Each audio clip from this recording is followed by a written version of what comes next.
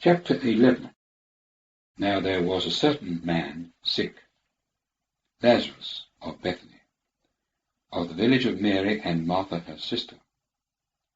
It was the Mary who anointed the Lord with ointment and wiped his feet with her hair, whose brother Lazarus was sick. The sisters therefore sent to him, saying, Lord, behold, he whom thou lovest is sick. But when Jesus heard it, he said, This sickness is not unto death, but for the glory of God, that the Son of God may be glorified by it. Now Jesus loved Martha and her sister and Lazarus. When therefore he heard he is sick, he remained 2 days then in the place where he was.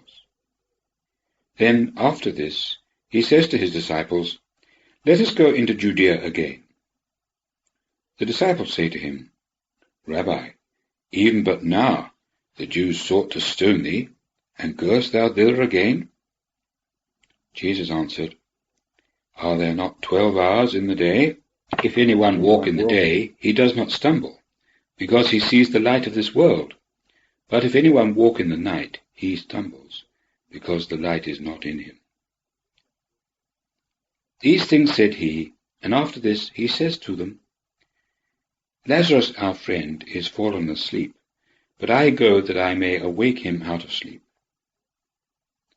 The disciples therefore said to him, Lord, if he be fallen asleep, he will get well.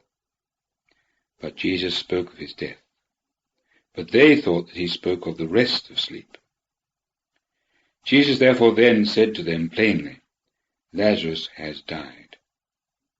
And I rejoice on your account that I was not there, in order that ye may believe.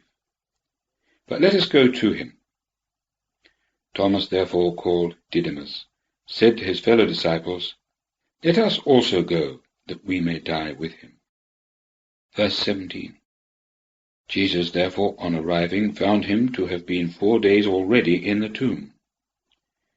Now Bethany was near Jerusalem, about 15 stadia off, and many of the Jews came to Martha and Mary, that they might console them concerning their brother. Martha then, when she heard Jesus is coming, went to meet him. But Mary sat in the house. Martha therefore said to Jesus, Lord, if thou hadst been here, my brother had not died. But even now I know that whatsoever thou shalt ask of God, God will give thee. Jesus says to her, Thy brother shall rise again. Martha says to him, I know that he will rise again in the resurrection in the last day. Jesus said to her, I am the resurrection and the life. He that believes on me, though he have died, shall live. And everyone who lives and believes on me shall never die. Believest thou this? She says to him, Yea, Lord, I believe that thou art the Christ, the Son of God, who should come into the world. And having said this, she went away and called her sister, Mary, secretly, saying, The teacher is come, and calls thee. She, when she heard that, rises up quickly and comes to him. Now Jesus had not yet come into the village, but was in the place where Martha came to meet him.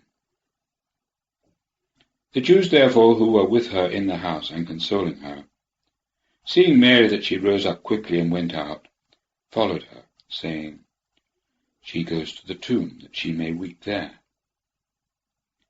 Mary therefore, when she came where Jesus was, seeing him, fell at his feet, saying to him, Lord, if thou hadst been here, my brother had not died. Jesus therefore, when he saw her weeping, and the Jews who came with her weeping, was deeply moved in spirit, and was troubled, and said, Where have ye put him? They say to him, Lord, come and see. Jesus wept. The Jews therefore said, Behold how he loved him. And some of them said, Could not this man, who has opened the eyes of the blind man, have caused that this man also should not have died? Jesus, therefore, again deeply moved in himself, comes to the tomb. Now it was a cave, and a stone lay upon it. Jesus says, "Take away the stone." Martha, the sister of the dead, says to him, "Lord, he stinks already, for he is 4 days there." Jesus says to her, "Did I not say to thee, that if thou shouldest believe, thou shouldest see the glory of God?" They took therefore the stone away.